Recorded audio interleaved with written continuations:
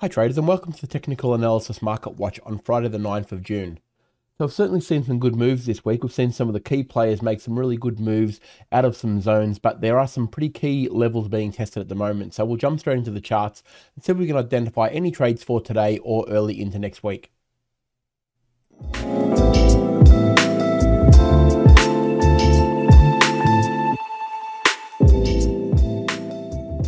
All right, we'll start out here with the Aussie USD. And we can see, look, we've had a really good bounce off that 65 level. You can see it was obviously pretty strong support, and it's had a very, very big run since we've broken through all of the moving averages. And now we're now testing the 67, or just above the 67 cent mark. Now, we've got to be very mindful at this level that although it doesn't appear to have very strong peaks and defined peaks, it is a resistance level nonetheless, because we can see right through all of this trading here that we can see a lot of interaction. If we go back and check out all of the wicks, the daily touches of the last effectively 5 or 6 months, you're going to see that there's many candles that have actually touched this level of it or interacted with it at some point. Now, this is only a daily chart, so if a daily candle is interacting with a particular zone 50 or 60 times in a very small period of time, as you can probably see, it's obviously a significant zone. So although it's not as clear as some of the peaks here that you can see at the 68 cent mark, the 67 cent mark has a lot of interaction. And I'm talking about these levels right through here.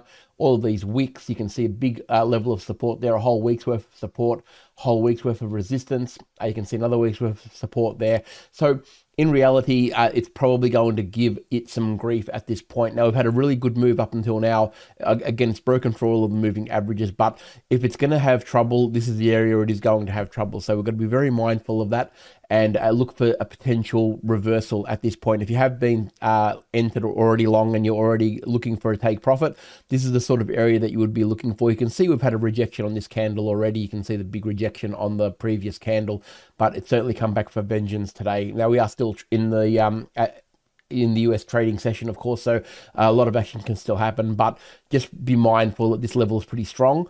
And if it does get a break above that, then we're going to start looking at the 68 cent mark. But for me, the daily must close above 67.20 before I even contemplate looking for the longer move up to potentially the 200, which is around that 67.50, 60 at the moment, and then on to the 68 cent mark. But really, it's got a little bit of work to do to actually make that a reality if we are going to jump into the long on the Aussie now.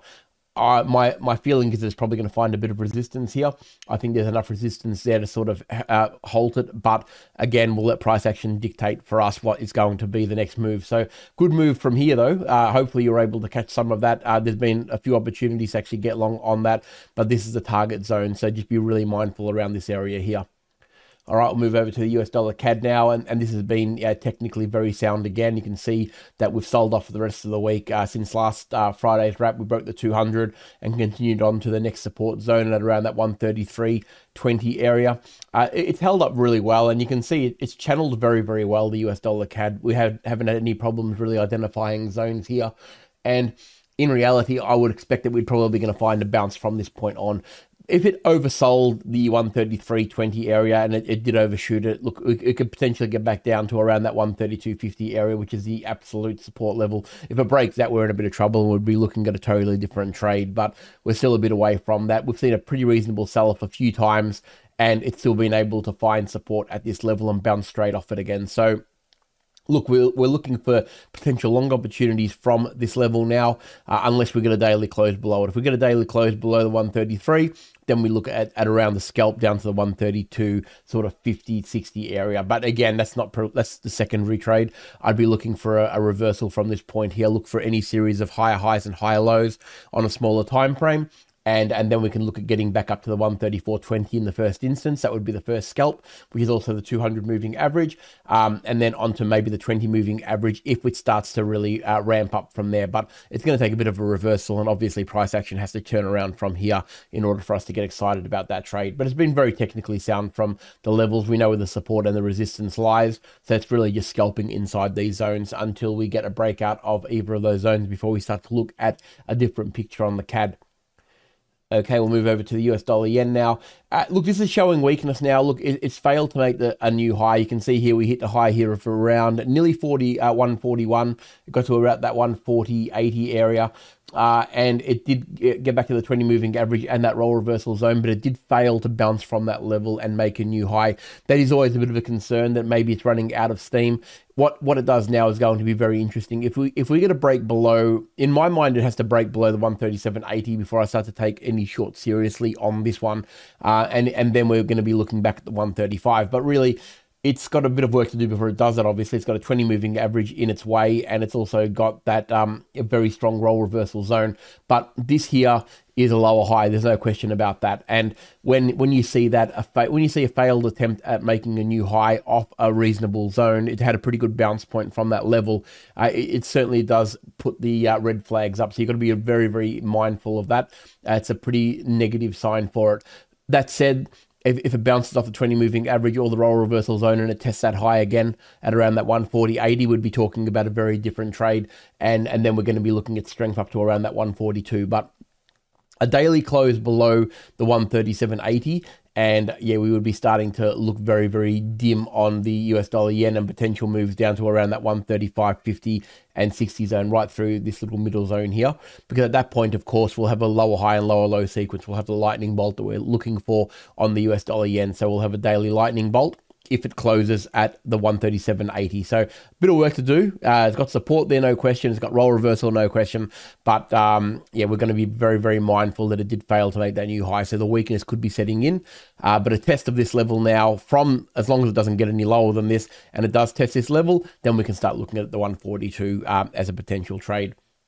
Over to the dollar index now, and look, the weakness is setting in a little bit on this one as well. It is resting on a 200 moving average and a 20 moving average, so you know it has got support where it is, and it's certainly a role reversal zone. You can see the blue line here was very strong support and resistance for quite some time.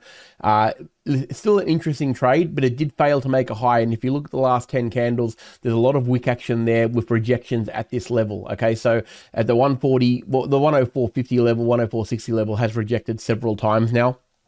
And that's going to reflect on the US USD or the Euro USD long, of course. So we'll go to that in a second. But just be mindful that this has failed to make a new high similar to the yen.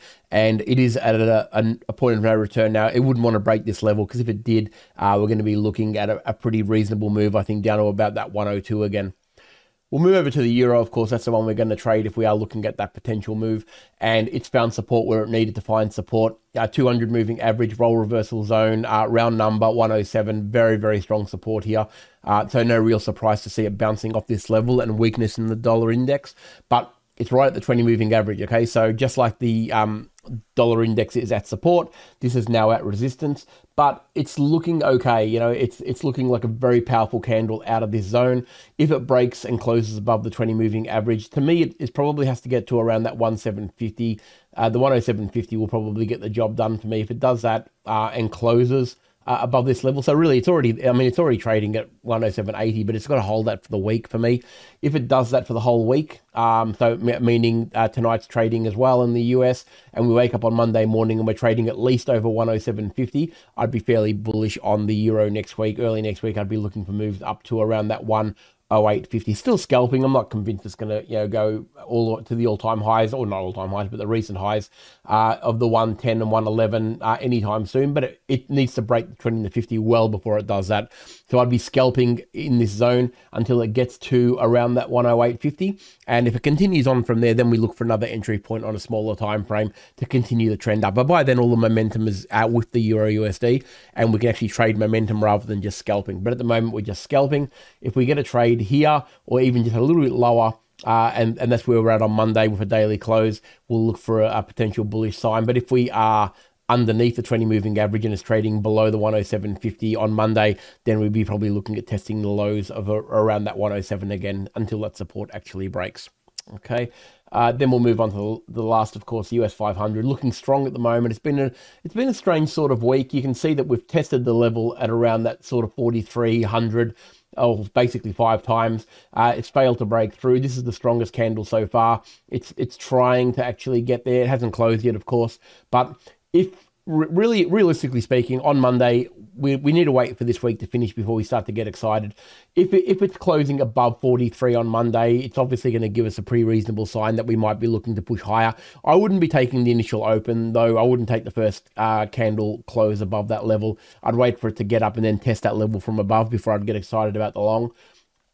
If we get a reversal sign around this point and we see a bit of weakness and we're trading under the 42.80 on Monday, I'd be looking at a potential reversal back down to the low 42s, back to the 20 moving average probably in the first instance, and then maybe onto the 41.80. But that would be, it would need to obviously reverse from here, and we need to see a series of lower highs and lower lows on a time frame like the 4 hour or even the 1 hour would probably get a scalp in. But I wouldn't be taking the first candle long from this level. It can certainly go long from here, but I don't want to be the first person in. I'd be rather waiting for a break and then a retest of that level, rounding bottom, and then off we go. So the trades both sides. I think it's got potential on both sides of the 4,300, but really price action's got to dictate what we do on a 1 hour or a 4 hour. So we'll keep a close eye on that. And it could be some interesting trading next week because these levels they appear to be about to break or about to reverse. So we'll certainly find out on Monday, and we could hopefully have a good week's trading. So I hope everyone's had a great week. I think we've had some pretty good moves, and the levels that we've been talking about for a while are still